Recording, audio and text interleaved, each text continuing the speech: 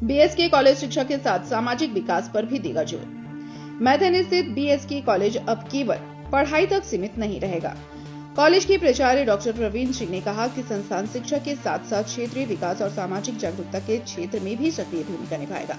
धनबाद के निरसा स्थित BSK college के प्राचार्य डॉक्टर प्रवीण सिंह ने कहा कि कॉलेज का उद्देश्य सिर्फ विद्यार्थियों को डिग्री देना नहीं बल्कि समाज और क्षेत्र के विकास में योगदान देना भी है।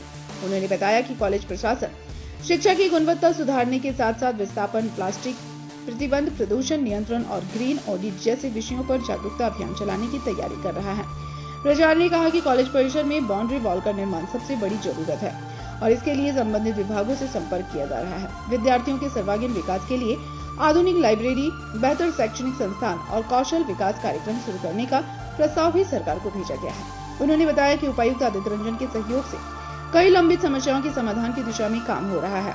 कॉलेज में लंबे समय से बंद सोलर सिस्टम और बायोमेट्रिक उपस्थिति प्रणाली को फिर से चालू कर दिया गया है। साथ ही विद्यार्थियों के लिए पहचान पत्र जारी करने और नामांकन बढ़ाने के लिए विशेष अभियान भी चलाया जा रहा है। सबसे पुराने कॉलेजेस में अंगीभूत महाविद्यालयों में एक है बीएसके कॉलेज मैथन। उसका विकास कैसे होगा, उसकी रूपरेखा क्या होगी? तो जैसा कि आप सब जानते हो कि बीएसके कॉलेज मैथन और आरएस मोर कॉलेज गोविंदपुर दोनों नैक एक्रेडिटेड हैं। आरएस मोर को बी ग्रेड मिला था, बीएसके मैथन को सी ग्रेड मिला था। तो आगे ये बी और सी ग्रेडिंग का सिस्टम ख़त्म होने जा रहा है। नई पद्धति आएगी जिसमें आपको या तो एक्रेडिटेशन मिलेगा या नहीं मिलेगा। तो 5 गांव को गोद लेना हमारी अनिवार्यता है एनएसएस के द्वारा, लेकिन हमने उन गांवों में कुछ खास काम नहीं किया। ये हमारी जिम्मेवारी बनती है कि हम उस गांव में जाकर और जागरूकता अभियान चलाएं।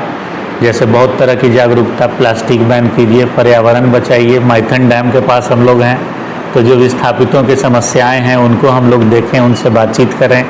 यहाँ के निजी जो जनप्रतिनिधि हैं उनसे मिलकर कुछ बात करें कि इनका समाधान कैसे होगा। बगल में एमपीएल है, तो एमपीएल के कारण जो प्रदूषण हो रहा है तो क्या उसकी रोकथाम कैसे की जाए, ये सब उनसे बात करनी चाहिए। डीवीसी हमारे पास इतने सारे उन्होंने क्वार्टर्स दिए हैं, लेकिन उन क्वार्टर्स का प्रॉपर रख रखाव नहीं हो रहा है। और भी कई चीज़ें उससे रिलेटेड है जो मैं डीजीएम साहब से मिलकर बात करूँगा। अभी मैं यहाँ का इन्फॉर्मेशन गैदर कर रहा था कि एक्चुअल पोजीशन क्या है। तो नया अधिनियम बहुत कुछ बदलाव लाने जा रहा है हमारी जो शिक्षा व्यवस्था है। तो उसको जानने के लिए हम लोग को बहुत इंटेंसिव 2 दिन का कॉन्फ्रेंस हुआ, जिसको मैं और हमने बात किया था एचआरडी से कि हम लोग उसको फर्दर स्प्रेड करेंगे अपने कॉलेजेस में, और एक एक व्यक्ति को मालूम होना चाहिए कि बदलाव किस तरफ हो रहा है। अब जो इस बीएसके कॉलेज मैथन का सबसे बड़ा प्रॉब्लम मुझे जो दिखता है आते के साथ, जो मैंने रियलाइज़ किया, क्योंकि पहले भी मैं देखता था इस कॉलेज को यहाँ आते जाते, और जब मैं प्रिंसिपल इंचार्ज के रूप में आया तो देखा कि हमारा कोई बाउंड्री वॉल ही नहीं है। और क्योंकि ये सारे कॉलेजेस तो इस एरिया के विकास के लिए होते हैं, तो जब इस क्षेत्र का विकास ही नहीं होगा, कॉलेज ही नहीं होगा, तो फिर कैसे चलेगा। तो इसलिए आपसी सहमति से हमें कुछ समाधान निकालना पड़ेगा। हमारे जो उपायुक्त महोदय हैं श्री आदित्य रंजन जी, उनका सहयोग हर कार्य में हो रहा है, खास करके शिक्षा जगत में मैं जानता हूँ। और कुछ भी मैं प्रपोज़ल लेकर जाता हूँ उससे 10 गुना ज़्यादा हमें वो करके दिखाते हैं।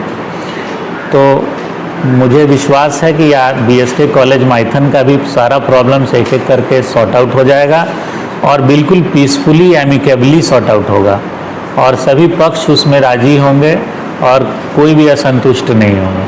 आइडेंटिटी कार्ड का प्रॉब्लम हुआ करता है कि बच्चों को आइडेंटिटी कार्ड नहीं मिल पाता है, तब वो आइडेंटिटी कार्ड का भी समाधान बहुत जल्द हम निकालने जा रहे हैं, और लगभग वो हो चुका है। उसको वर्कआउट करके सभी स्टूडेंट के पास अपना आइडेंटिटी कार्ड होगा, ताकि वो अपनी पहचान कहीं भी आवश्यकता हो तो दिखा सकते हैं। दूसरा प्रॉब्लम जो मैंने यहाँ देखा है, बीएसके कॉलेज मैथन कभी ऐसा कॉलेज हुआ करता था जहाँ 10-10 हज़ार स्टूडेंट पढ़ते थे।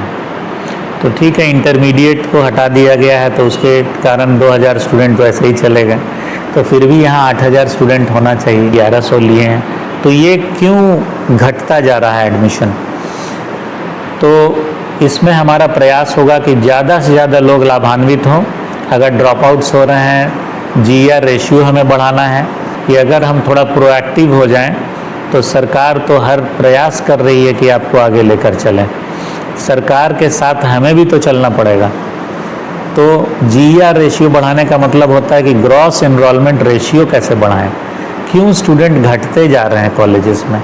तो घटना नहीं चाहिए, इसको बढ़ाना है कि जा रहे हैं। सारे हमारे टीचिंग और नॉन टीचिंग स्टाफ बिल्कुल अलर्ट रहें और अपनी जिम्मेवारी को समझें कि ये जो इतना अच्छा काम हमें मिला है, शिक्षण कार्य, पढ़ाने का काम, कॉलेज को चलाने का काम और छात्र छात्राओं को आगे बढ़ाने का काम, तो उसको हमें बहुत अच्छी तरीके से करना चाहिए और लगन के साथ करना चाहिए। एक ड्यूटी के रूप में नहीं करना चाहिए कि बस आए कॉलेज और अपना कुछ आवर्स यहाँ बिताया और चले गए।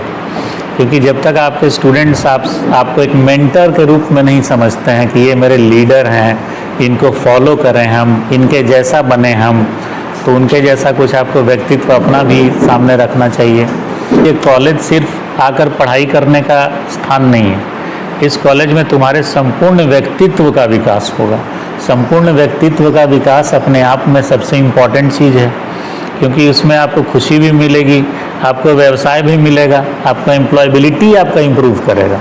लेकिन अभी फ़िलहाल के लिए, ताकि इसको रिव्यू हम लोग फिर 3 महीने में करें, फिर बैठें, और आपके पास अगर कोई सुझाव या प्रश्न है तो कृपया आप बताएं ताकि